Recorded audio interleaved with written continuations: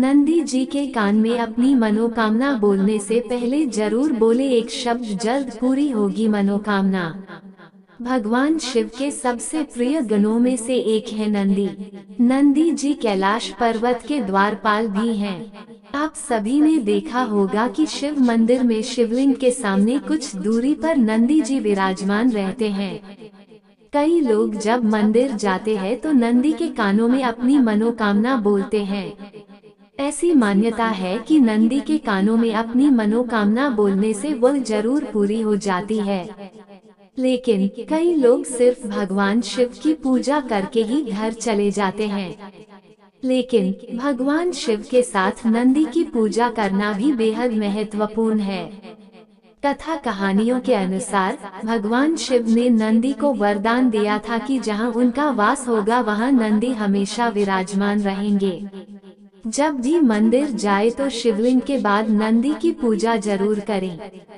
अगर आप शिवलिंग की पूजा करके सीधे मंदिर से बाहर निकल जाते हैं तो आपको शिवलिंग की पूजा का पूरा पुण्य नहीं मिलेगा। शिवलिंग की पूजा करने के बाद नंदी के सामने दीपक जरूर जलाएं।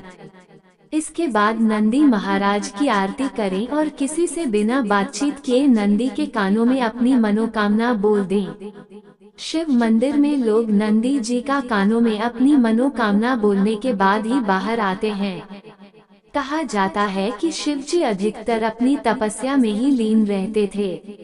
उनकी तपस्या में विघ्न न पड़े इसलिए नंदी हमेशा शिव जी की सेवा में तैनात रहते थे। जो भी भक्तगण शिव जी के दर्शन करने आते थे वह अपनी बात नंदी के कानों में बोलकर चले जाते थे।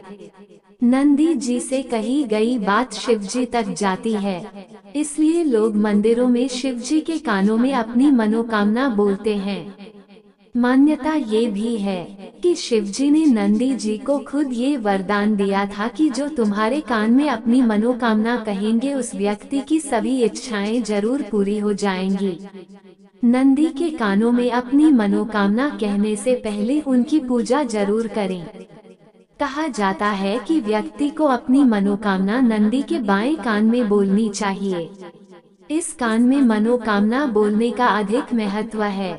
हालांकि आप दूसरे कान में भी अपनी मनोकामना बोल सकते हैं।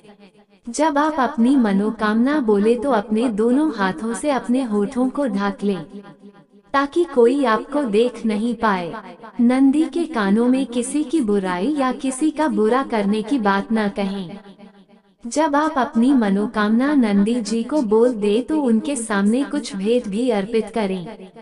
आप नंदी जी को फल, प्रसाद या कुछ धन अर्पित कर सकते हैं। इसी प्रकार के धार्मिक विचार सुनने और जानने के लिए हमारे चैनल को लाइक और सब्सक्राइब करें। धन्यवाद।